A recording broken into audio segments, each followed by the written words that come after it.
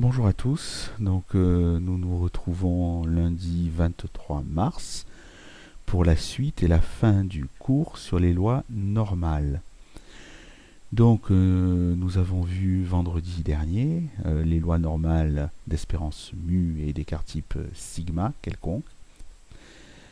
Nous allons apprendre cette semaine à trouver un écart type quand on ne le connaît pas, mais en connaissant bien entendu en contrepartie une condition sur une probabilité.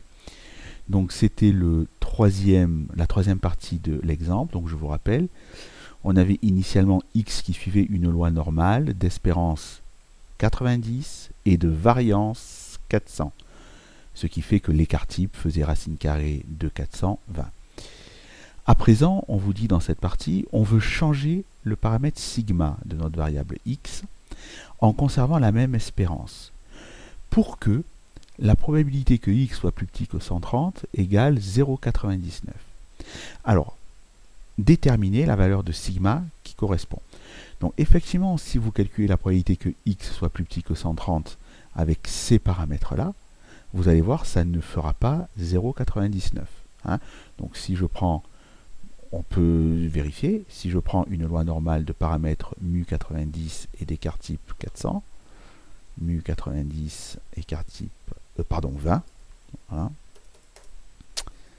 Voilà. Je regarde la probabilité que x soit plus petit que 130.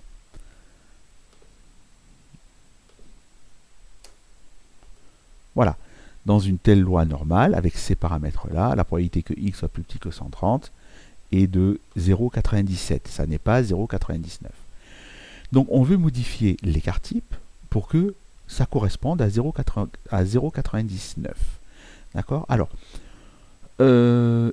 effectivement, là, à l'heure actuelle, j'ai 97% de la population.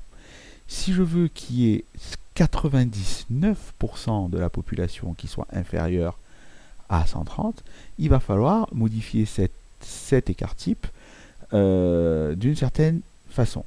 Donc comment faire pour trouver le nouvel écart type? C'est la question. Bien.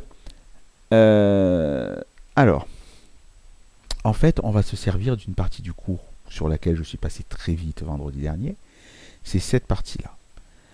Je vous ai dit, et c'était même dans la définition, si x suit une loi normale mu sigma carré comme variance, alors y suit une loi normale centrée réduite, avec y égale x moins l'espérance divisé par l'écart type. C'est-à-dire, quelle que soit votre loi normale, mu sigma carré, pour une variable aléatoire x, si vous prenez la variable aléatoire x moins mu divisé par sigma, par définition, elle va suivre une loi centrée réduite. Voilà. Donc du coup, on va partir de la variable x, comprise entre a et b par exemple, et on va transformer notre inégalité pour arriver sur la variable y. On a le droit de soustraire membre à membre, de diviser par un nombre positif, et comme ça, on va donc aboutir sur une loi normale centrée réduite. Donc regardons si je reviens dans mon exemple. Donc moi, je veux que la probabilité que x soit plus petit que 130 fasse 0,99.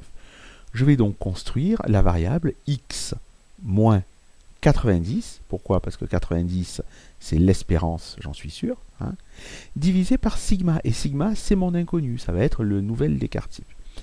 Je sais que cette variable aléatoire, d'après le cours, elle suit une loi normale centrée réduite. Alors traduisons l'événement x plus petit que 130 en fonction de y. X plus petit que 130, on va commencer à soustraire 90 dans chaque membre. C'est équivalent à x moins 90 plus petit que 130 moins 90. Et ensuite, on va diviser par sigma.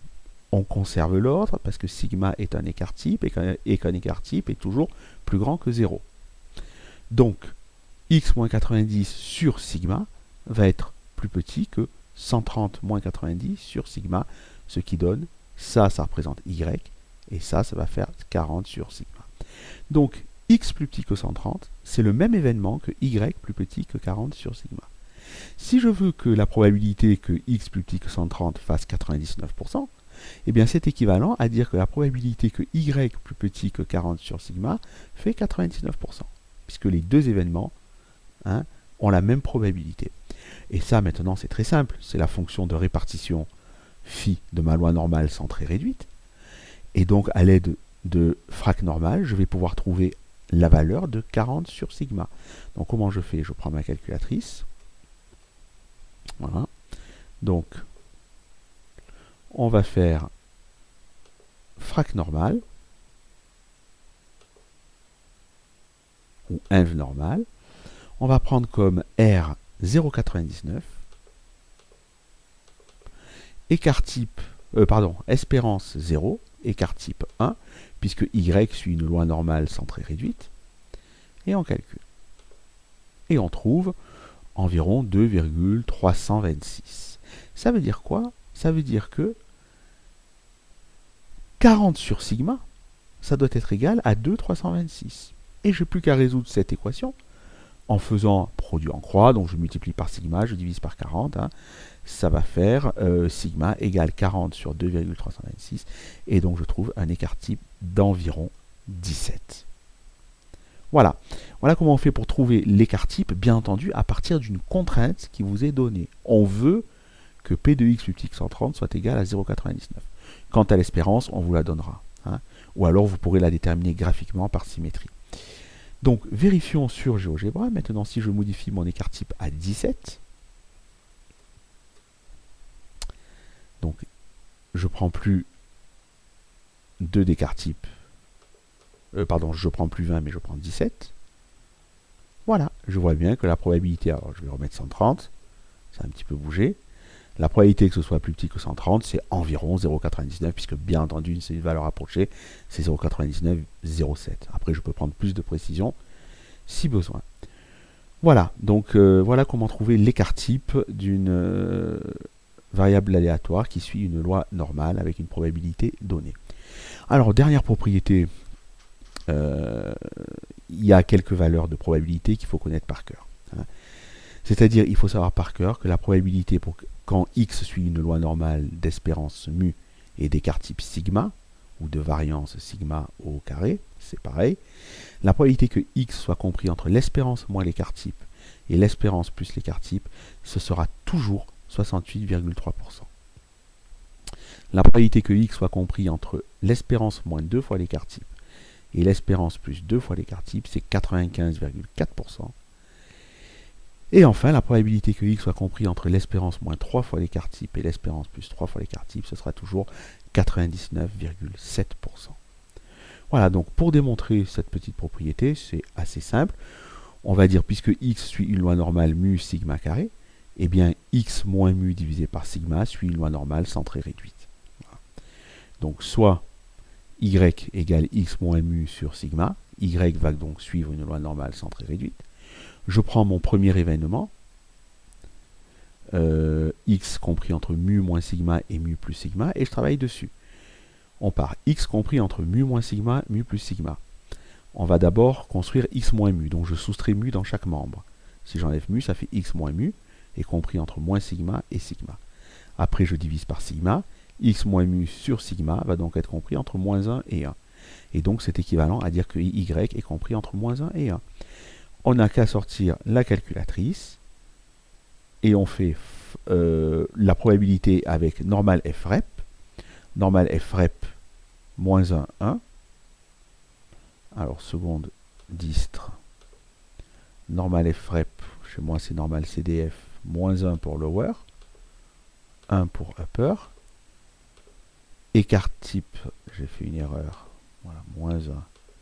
Voilà, écart type, espérance 0, écart type 1, voilà, et on voit bien les fameux 68,3%, 26 que j'ai rendu à 68,3. Voilà, donc 68,3%. Ça, c'est à savoir parce que la loi normale régit beaucoup de phénomènes. Hein, et donc, on peut prendre un exemple simple. Hein, je reprends tout à l'heure ma loi normale qui était plus simple, d'espérance 90 et d'écart type 20, par exemple. Hein. Donc, si je calcule la probabilité que x soit compris entre l'espérance moins l'écart type, c'est-à-dire entre 70 et l'espérance plus l'écart type, c'est-à-dire 110, vous voyez que ce sera toujours 68%. Hein, voilà. Si je prends, donc ça veut dire que j'ai 68% de la population qui sera dans cette fourchette, espérance moins l'écart type, espérance plus l'écart type, 68% de l'air total. Si je prends l'espérance moins 2 fois l'écart type, c'est-à-dire moins 40, 90 moins 40, ça va faire 50, et 90 plus 40, 130. Là, vous allez voir, on passe à 95%. J'ai 95% de la population qui est comprise entre l'espérance moins 2 fois l'écart type et plus 2 fois l'écart type. Et si je prends moins 3 fois l'écart type, c'est-à-dire 3 fois 20, 60, 90 moins 60, ça fait donc 30, 90 plus 60, 150, on va voir qu'on a presque toute la gaussienne. Je suis à 99,7%. On voit donc j'ai pratiquement toute la population qui est comprise entre l'espérance moins 3 fois l'écart type, l'espérance plus 3 fois l'écart type. C'est pour ça qu'on appelle cette loi normale. Elle sert à définir des normes. Donc on va se situer par rapport à une moyenne, et on va avoir une répartition de la population par rapport à cette moyenne.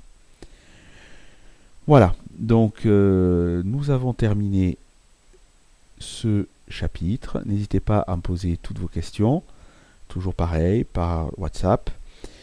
Et puis maintenant, je vous encourage à faire vivement les exercices que je donne à faire, où il va falloir appliquer cette méthode de la recherche de l'écart type. Voilà, bon courage et à bientôt.